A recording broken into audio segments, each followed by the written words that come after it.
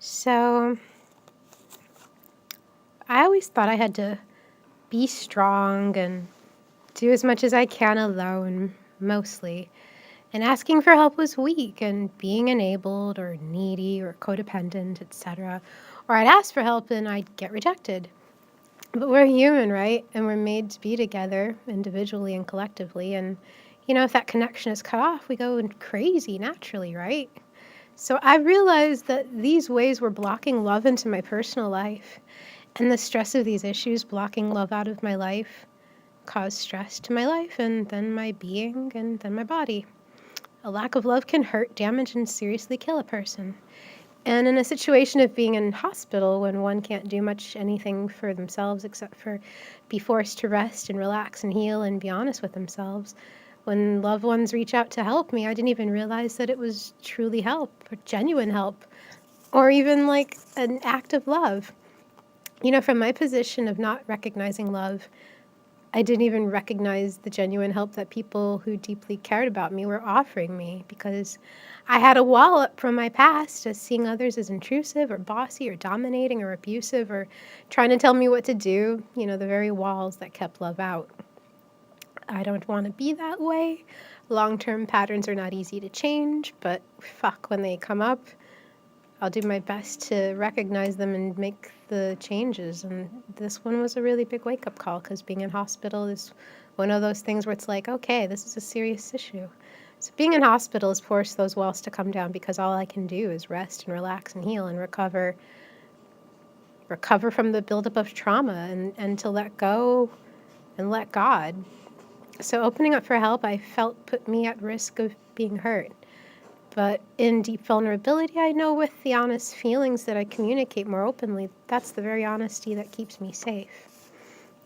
So I've come to realize that in such a vulnerable state, being in hospital, that I needed to trust and see from a point of view of trust in order to heal from the inside out, heal my mental, emotional perspectives, heal my relationships, heal my ability to receive the genuine care of others.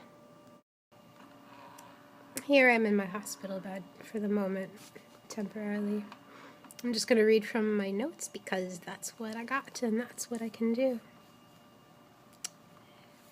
So, it's funny how a switch in perspective changes everything. Not a lot really outside of me changed, just my perspective changed. Where I once thought people were intrusive or bossy or trying to hurt me, I realized they were loving me and offering me help. Abuse is pretty obvious, it's pretty wretched. Love is pretty embracing. I had to really change the way I looked at things.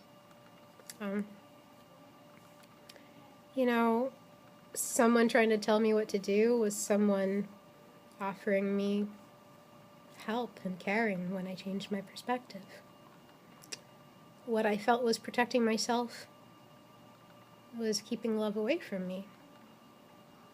Saying, don't help me, I got this, but it's like, look at me.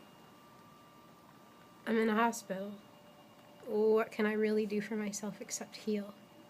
So when people are offering me help, I had to realize that I can't just block it. It is genuine. It just took a shift in my perspective to change that. Nothing changed except my perspective.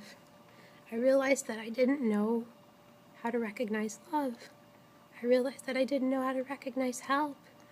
I realized that I was shutting it out, and by shutting it out, I was cutting off like the life force of keeping me alive, and that was causing trauma, stress and trauma. And here I am,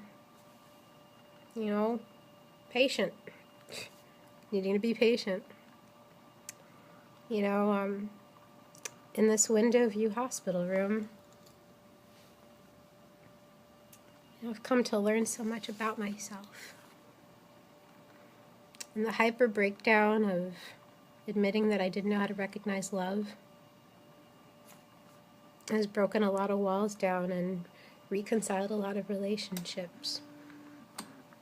And when you can't really do much for yourself because you're in a hospital convalescing, all you can do is just face the walls that were blocking you from all the good in your life.